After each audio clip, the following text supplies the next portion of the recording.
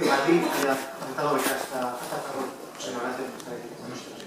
Muchas gracias. ¿Se oye? No.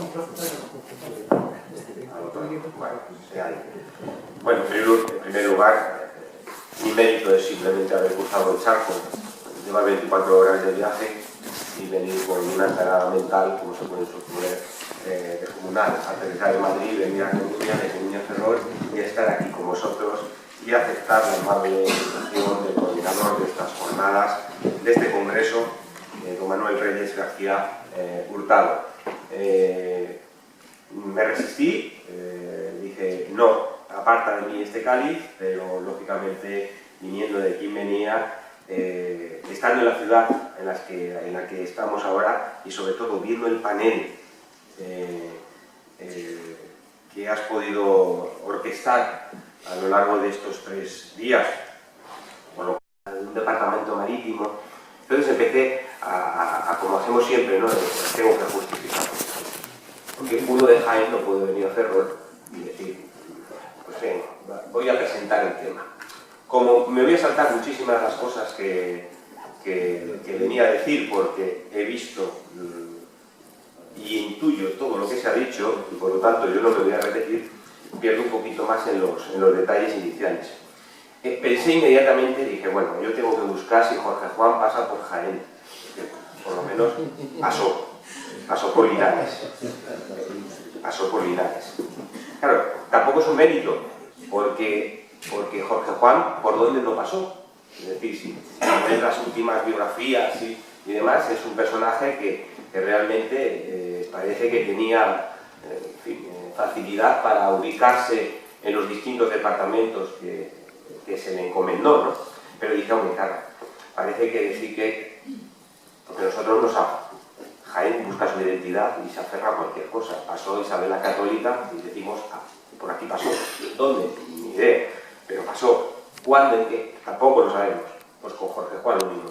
Pero claro, ya si meto otro elemento que junto con vuestros departamentos marítimos creados por Ensenada a mediados del siglo XVIII, se crean también provincias marítimas y dentro de esas provincias marítimas está Jaén, pues entonces puede llamar la atención por desconocimiento, a lo mejor los especialistas lo saben, pero tenemos una provincia marítima creada por Felipe V y que además no solamente es que dependa del departamento marítimo, sino que depende de 2 departamentos marítimos, porque tiene 2 cuencas a las que da.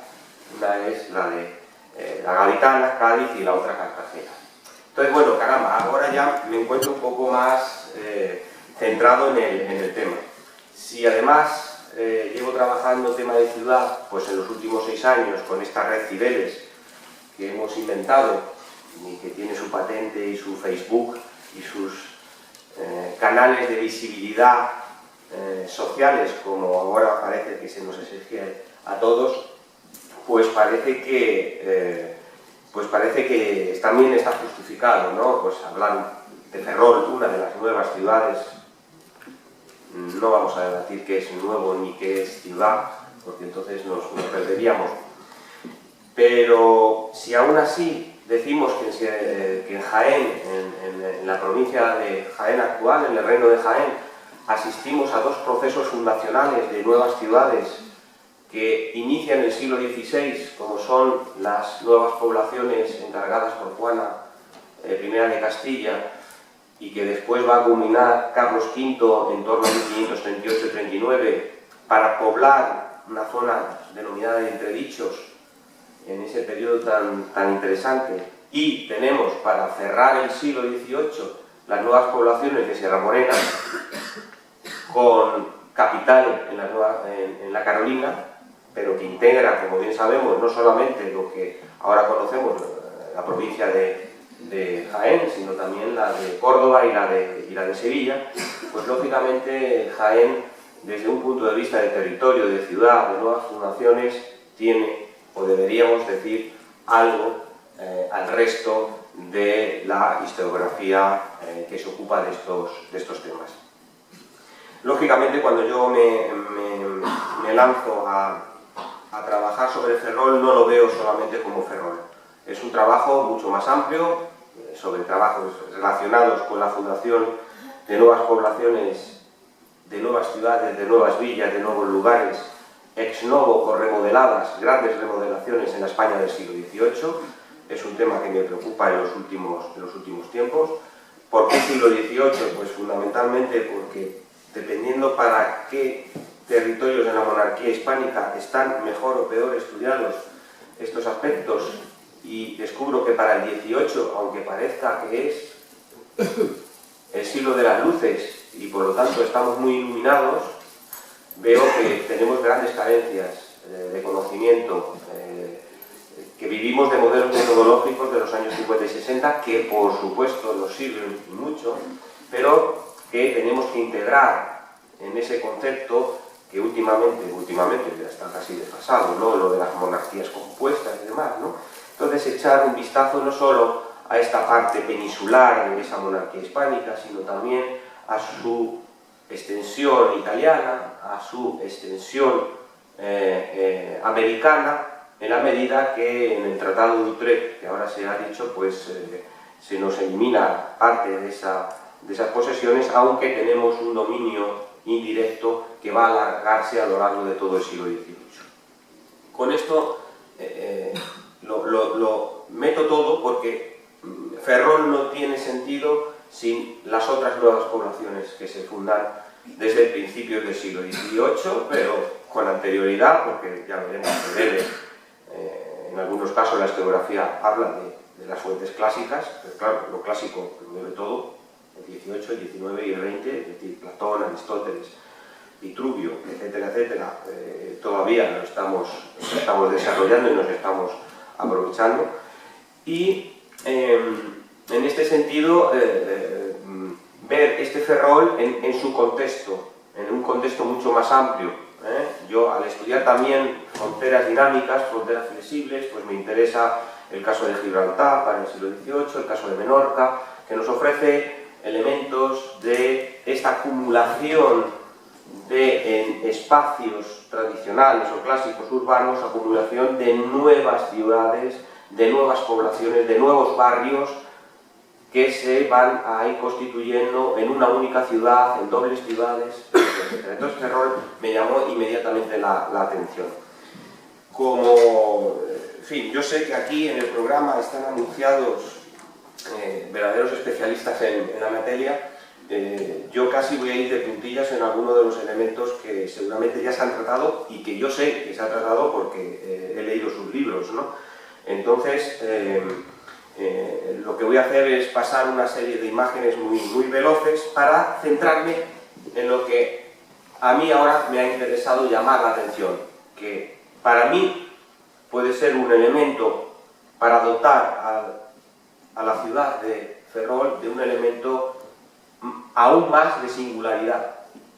Y como estamos buscando, creo que uno de los objetivos es buscar señas de identidad, de singularidad en nuestras historias, en las historias que hacemos, pues para marcarnos del otro, aunque yo gano más comparándolo y diciendo, pues no, mira, es que me une a ti esto más que mi diferencia, ¿no?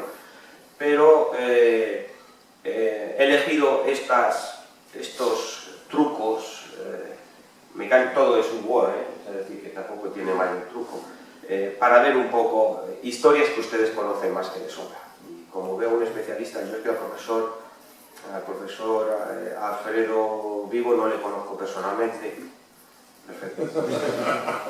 Tengo al otro Alfredo Martín, a quien sí conozco y tengo que decir pues que bueno, ya nos conocimos en León, en fin, me ha mandado buena parte de su bibliografía y que estoy ahí todavía depurando. En el caso del profesor Alfredo Vigo, pues he tenido que consultar mi biblioteca, que es como se empieza a consultar, y espero que a partir de ahora, a pesar de los miles de errores, imprecisiones, incongruencias que yo haga de esto, porque él es el máximo especialista y ha hecho unos trabajos bellísimos sobre la historia de Ferrol, desde un punto de vista urbano, de la historia del urbanismo y demás, pues quiero meter algún elemento que a lo mejor nos pueda pues llamar la atención, y si no, por lo menos debatir, si no es ahora en la comida, en la merienda o en la cena. Yo ahí he hecho simplemente ese ver como Ferrol, pues ya, por lo tanto, hay que ver el territorio, de dónde se nutre esa población. Lógicamente, esa población se alarga, y bien lo sabemos, hasta Andalucía, pero no me cabían más flechas. Que siempre la cartografía histórica nos explica lo que nosotros después estamos viendo. Siempre me gusta comparar la cartografía con las... En este caso son imágenes digitales, vamos, por satélite, ¿no? que ofrece ahora cualquier sistema de estos. Yo utilizo el Google, que es el más avanzado, por lo menos me sirve más. Y que hay que tener otros aspectos también, no solamente los poblacionales, sino para la suma de funcionalidades a una ciudad, de la cual va a depender los habitantes y el tejido urbano, que es el astillero. Pues es fundamental entender ese traslado de las fábricas de jarcias y lonas de Sada hacia el Ferrol. Lo he podido meter todo en un mismo mapa, lo anterior, pero lo que he querido hacer más interactivo es los espacios que ustedes bien conocen, desde el Ferrol antiguo hasta el Ferrol nuevo, hasta el barrio del Esteiro o hasta el cuadrado de Esteiro, ¿no? Que son las partes, por así decir, que se podría presentar pues hasta para los niños, ¿no? Para una especie de didáctico, ¿no? Y decir, pues mira, es que parecen como que hay 4 ciudades, bueno, no son así, pero 4 espacios, ¿no? Que reciben población o que tienen población a lo largo de lo que nosotros estamos viendo. Y si no, sin perder eso, lógicamente nos vamos a centrar más en alguno de los espacios, más concretos, como va a ser el caso del el Ferrol nuevo. Lo que estamos asistiendo es a la formación de un tejido urbano por acumulación y por solapamiento de estructuras habitacionales, y cuyo eje vertebrador van a ser los tinglados navales. Hoy, cuando venía en el taxista, ¿no? Pues me decía, bueno, ¿y el Ferrol? Le pregunté, bueno, ¿y el Ferrol? Dice, pues es que el Ferrol sin el astillero es como el astillero sin Ferrol, es decir, es que tiene una función muy específica. A esa función específica se le ha dado, lógicamente, unos espacios para la habitabilidad.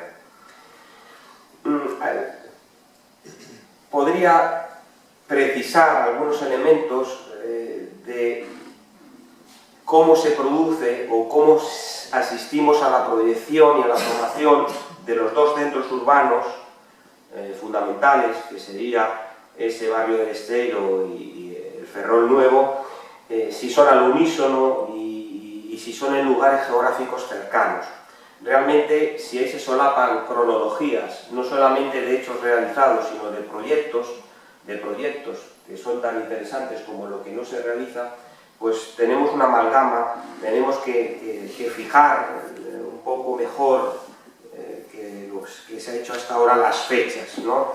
Para ver esa consolidación de una nueva ciudad. No me voy a detener porque es de todos conocidos y por lo tanto realmente me da vergüenza, ¿no? Pero sí señalar que si solamente atendemos a una parte de la documentación que normalmente se suele manejar, que es la cartografía histórica, que son los mapas, que son los planos, los proyectos de los arquitectos, ¿no? De los alharifes o de los ingenieros, es muy significativo, en el caso del barrio de Esteiro, la alternancia que tiene entre la visibilidad y la invisibilidad de este espacio en la cartografía histórica y en los planos de proyectos urbanísticos de la época. Y, por ejemplo, en la diversidad de nombres que recibió. Esto, para alguien que viene de fuera, pues a lo mejor le confunde, o directamente le confunde. Lugar de Recemil, de San Amaro o de Esteiro. En algunos planos aparece el Recimil como el barrio y Esteiro como el cuadro o la plaza. Si pasamos de los planos a los documentos, la historiografía ha localizado pruebas más que evidentes para confirmar que lo verdaderamente realizado fueron más que unas barracas de pizarra y barro, en inicio sí, de carácter provisional, en inicio sí, que una verdadera ciudad con nuevo poblado o barrio. Así se desprenden en descripciones que se saben, que existen, que se han trabajado, por ejemplo la de don Francisco Llobet o las de Ordeñana, primero en el 61, el segundo en el 70, donde cito: se pasó de habitaciones a la necesidad de formar un cuerpo, población unida y la construcción de una iglesia, la Real Capilla de San Fernando, en 1755. Esto, quienes estudiamos América sabemos que no es que una iglesia, una ermita, cuando se funda en una ciudad, eso significa, ciudad, villa, lugar, que hay una permanencia urbana, social, sino que es al revés. La ciudad, la villa, el lugar va a buscar los espacios de cristiandad visible, aunque sea una ermita mínima, para sentarse. Bueno, podríamos, vuelvo a decir, precisar muchos elementos. Paso deprisa porque realmente son temas, lugares comunes. Bueno, esto que me servía casi para mis alumnos, y entonces por eso hacía estos trabajos así, en plan más visual, para ver un poco lo que sí hay y lo que no hay, ¿no? Pero lo que realmente me gustaría centrarme es en el nuevo Ferrol, ¿no? Y en la traza del nuevo Ferrol. Claro, aquí hay un tema que es que se ha trabajado mucho, es que es muy difícil llegar a poner encima de la mesa algún elemento de novedad, de interés. Se sabe que las formas regulares venían bien a Ferrol, que la forma rectangular, adaptado al terreno, con calles cortas, más pendientes y largas, cala menor y reflejo del arsenal, o bien envolver el dique y conectar con el arsenal, respetar el barrio de Esteiro, que para esto es muy usado la utilización de modelos ideales. Estoy citando al profesor Vigo, no me estoy haciendo nada nuevo. Se sabe de los distintos proyectos que hay a lo largo del siglo XVIII, ya desde 1732, el proyecto de Francisco de Montaigne, mi pronunciación, los proyectos de José Petit de la Croix, donde se habla la nueva posición que ofrece él, que va a ser después la que sea la ubicación definitiva, esa forma de rectángulo alargado. No me detengo en las descripciones, ¿no? Se habla, y ahí hay una especie de pequeña polémica entre Salvador Tarragó y el profesor Alfredo Vigo sobre el tema de si la traza es de influencia americana, la que propone José de Petit, con la división en dos de la cuadra original americana, y que el profesor Vigo parece que no comparte, porque lo lanza más al mundo clásico, incluso anterior al romano, ¿no? Entonces, al ver este pequeño debate o estas pequeñas apreciaciones, yo dije, bueno, y realmente, ¿por qué no vamos a ver uno de los elementos singulares que tiene esta traza, que son las plazas? Sí, pero esto ya está tratado, es decir, la simetría de las plazas, eso ya se conoce. Pero digo, bueno, y si no solo vemos la simetría de las plazas, sino de cuántas calles estamos hablando que salen de las plazas, porque en el fondo esa es, desde el siglo XVI, una de las principales ordenanzas para la fundación de ciudades, que es la que hace Felipe II en 1573, porque habla de las calles a los cuatro vientos, ¿no? Pero establece un modelo ideal de ciudad, que la historiografía se ha empeñado en numerosas ocasiones en señalar que fue un un proyecto ideal, de traza ideal, de plaza ideal, que después realmente no se ha puesto no se ha realizado, ¿no? No se ha puesto. Claro, muchas veces porque, y esto es una pequeña crítica, hemos tratado los modelos urbanos muchas veces sin una base teórica amplia. Hemos cometido errores a la hora de creer que esa cartografía que tenemos tan excelente para los siglos XVII y XVIII, sobre todo más el XVIII que el XVII, pero que para el XVI ya no lo es tanto, hemos reconstruido sobre eso. Y entonces hemos cometido errores. Y después hemos cometido errores pensando que esas leyes de Felipe II, estoy en el siglo XVI, pero es que si no, no se entiende el XVIII. ¿Dónde no se dio? ¿En Castilla? No, estaba hecha para América. En América, vale, y los territorios italianos, por ejemplo, ahí. Es decir, el siglo XVIII, según los clásicos estudiosos de la materia, tanto para América, como el profesor Solano, que ha establecido distintas fases en fundaciones de ciudades, el siglo XVIII fue el segundo periodo más importante en la fundación de ciudades en América.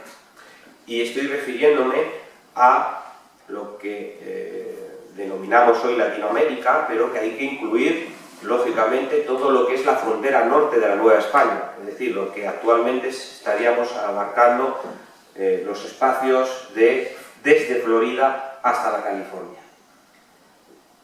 Y en Italia, bueno, es que en Sicilia, a lo largo de los siglos XVI, XVII y XVIII, se estaban fundando más de 350 ciudades solamente en Sicilia. Las licenciae populandi, que cada vez que alguien se mete un archivo hace así y salen más, pues lo que nos demuestra es que también existe una fase.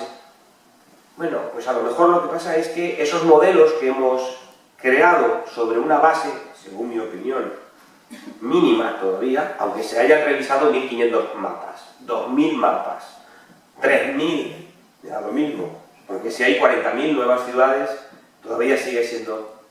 Pues han creado modelos, se ha hablado de modelos sin tener esa base de conocimiento y sobre todo sin haberlo comparado en un periodo largo, toda la edad moderna, y en distintos territorios de lo que conformaban la monarquía hispánica. Entonces, en este sentido, cuando se habla, por ejemplo, de esa plaza de Petit, que no la he podido traer porque no he podido fotografiar su libro y no he tenido a mano las fuentes documentales. Yo, cuando empecé a trabajar sobre el tema de proyectismo marítimo, me fui al Viso de Marqués y me cerraron 6 años el Viso y no pude acceder hace un par de meses fui al Museo Naval y la sala de investigadores ha caído, lo confirma, ¿no? El techo. Se confirma. Es decir, vale, hombre, como no llevo estudiando esto muchos años, sino que me lo preparo para, pues he tenido acceso a lo que yo, al menos soy honesto, honesto profesionalmente, vamos. Bueno, pues si no, olviden ese concepto. No, pero que se lo digo. Se lo digo. Entonces, bueno, pues yo, esta traza, si ustedes ven esta plaza central, en la que aparecen 3 calles laterales y una principal, Carlo Lucumano, ¿no? Pero, pues es el modelo de Petit, es un modelo que se parece mucho al mío. Esta es las trazas de la Nueva Panamá de 1773. Le he traído una imagen actual para que vean que no es que sea un modelo solamente cartográfico, sino que realmente existe. Hay otro problema metodológico que no atañe aquí, pero bueno, que piensan que esta Panamá, esa traza, es de la vieja Panamá, la Panamá de Dávila de 1519, cuando no es así. La vieja Panamá se encuentra abandonada, tiene otra traza a unos 20 kilómetros al norte de donde estamos ubicados en esa imagen, ¿no? Entonces empecé a decir, bueno, ¿y por qué no juego un poco a ver si me da algo de originalidad? Lo mismo que sabemos que ha habido muchos proyectos y hay cartografía sobre el tema, ¿por qué no vemos un poco el tema de las trazas, ¿no? Y bueno, estos son elementos, algunos elementos que aparecen en la traza de Ferrol con el tema de esas diagonales, ¿no? Creo que es el proyecto de Miguel Marín, de 1755, que es una expansión de la vieja ciudad medieval, más ensanches, etcétera, etcétera, y hay dos pequeñas plazas abiertas en el centro, y creo que una, o las dos, no recuerdo, es una plaza dispuesta en diagonal. Bueno, pues dispuesta en diagonal ya tenemos estos proyectos ideales de ciudades del siglo XVI, o la de Montevideo, donde se ve, pues bueno, esa situación. En unos casos me parece que para el Ferrol el centro estaba ocupado por la casa parroquial, y en el caso de Montevideo creo que era para un tema de cuartel, acuartelamiento, defensivo y demás. Bueno, no me entretengo, simplemente les digo que jugando con estos proyectos, lo mismo que, ¿de acuerdo?, podemos trazar la simetría de las dos plazas, o cómo la nueva ciudad se va haciendo una L, o va perdiendo esa condición de L con el estero y demás. Yo he estado jugando con las calles que salen de la plaza. Y entonces la variedad y la riqueza, al menos teórica, proyectista, es verdaderamente, creo que interesante. Este sería el modelo de Petit, del 51, le pongo profesor Vigo, porque le identifico ahí pero no es porque lo haya hecho usted el diseñito, sino porque de su obra, sus obras con la cartografía. El modelo definitivo pues serían dos plazas de 10 calles. Por lo tanto, lo que hubiera podido ser de novedoso introducir de forma más que efectiva un modelo ya creado 2 siglos antes, pues se pasa al modelo más conocido, más tratado, etcétera, etcétera. Bueno, esto también tiene este modelo inicial también tiene su explicación, es decir, el Petit francés, esto no hay que irse nada más que a la zona de Luisiana, a la zona francesa de América, para ver cómo se está construyendo. El problema que pasa, que cuando estudiamos las fronteras, estudiamos la parte nuestra de la frontera, no estudiamos lo que están haciendo al otro lado. Y ellos hacen lo mismo, pero digo ellos, digo los norteamericanos cuando son colonias, o los franceses, o los ingleses. Y entonces muchas veces esta desunión nos dice, pues eso, se sigue manteniendo, sí son porosas, pero para la gastronomía, para esto, para la religión, para tal, esa porosidad, esa flexibilidad, ese nomadismo de estas fronteras, pero para el elemento arquitectónico también. Y ahí fundamentalmente el defensivo, las fortificaciones. Bueno, en fin, pues he seguido jugando, modelos que no se llegan a practicar, pero que son a posteriori. Estamos hablando ya de 12 calles,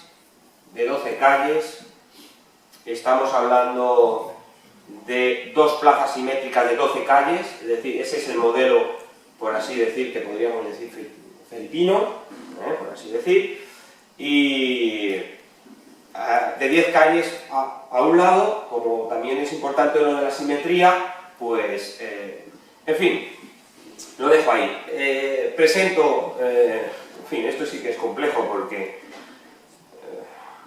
yo no sé cuánta gente se ha leído a Felipe II, no sé cuánta gente se ha leído, perdón, gente, quiero decir colegas,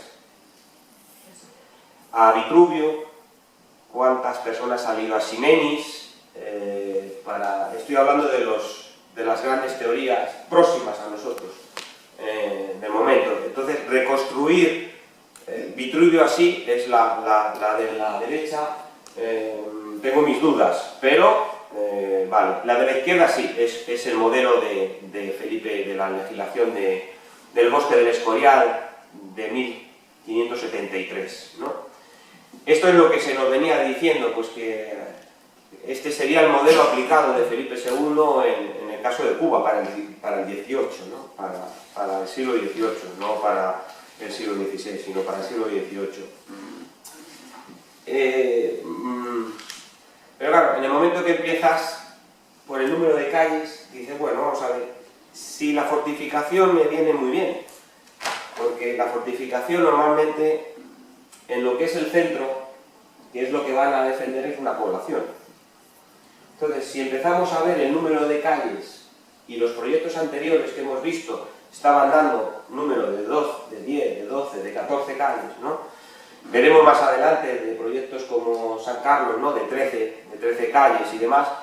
Pues si te vas a las fortificaciones de Vauban que se hacen al siglo XVII, finales del siglo XVII, algún reflejo para principios del siglo XVIII, entonces aquí es donde ves, combino un poco la parte cartográfica y después la visión aérea, digitalizada, satelital, para comprobar un poco pues cómo estamos viendo que, lógicamente, lo que hay que hacer es mirar más allá y ver estos modelos cómo van siendo conocidos. Y esta gente, lo mismo que Jorge Juan no paraba, estamos asistiendo a un movimiento de las ideas que no sé yo si el Internet lo ha generalizado, pero estas personas estaban al día de todo. Y para otros temas que no vienen al cuento, el tema de la información, incluso entre América, España y demás, yo creo que es más que nosotros no sabemos bien cómo funcionaba a que ellos no supieran bien todo lo que se estaba haciendo y se estaba llevando. No voy a entretenerme mucho más, simplemente decirles que por aproximación del número de calles hay muchos modelos de los cuales el Ferrol bebe, que es compatible, lógicamente, al tema que ha sido, creo que más tratado. Este es el caso de la isla del León, de San Carlos, ese proyecto que se inicia pero que se corta. Aquí los compañeros que han hablado saben mejor del tema, lo ubico y bueno, presento ahí la radiografía de lo que estamos hablando, la radiografía de lo que estamos hablando. Pero no solamente en España o en la península ibérica, ¿no?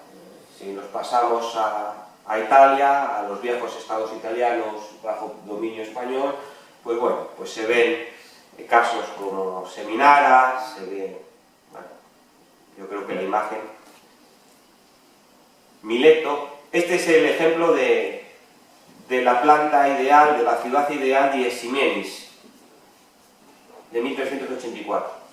Por eso a mí, algunas veces, cuando algún colega me dice, si no me precisa, vale, pues no. Pero cuando me empieza a hablar de esta, porque esto ya no son dos plazas que se duplican o simétricas, sino son 4, 5, 6, 8, 12, porque Gran Miquel, etcétera, etcétera, es decir, es una profunda introducción de las plazas como puntos centrales, vertebradores de estas nuevas ciudades, ¿no? Entonces, este es el modelo ideal de Ximenis. Lo he visto defendido como el hombre lo que hace es un mallorquín, lo que hace es un tratado, lo cristiano, el cristiano, 12 volúmenes. Como alguien habrá dicho que trata de la ciudad ideal, ya le dicen que es un tratadista. No, son dos folios lo que tiene. Eso por un lado. Segundo, la interpretación de la ciudad de él, si tú la sigues a pie de la letra, es esto que ves aquí. Es decir, el corte de coordenadas, el cardo de Documano, un espacio central creado a propósito y división de 4 barrios con plazas centrales en cada uno de los barrios. Bueno, pues esto es la historiografía, bueno, la historiografía no, algunos colegas se empeñan en ver verdaderas figuras distintas a lo que ahí estamos hablando, y lo único que nos hace es confundir, ¿no? Confundir. Si esto se añade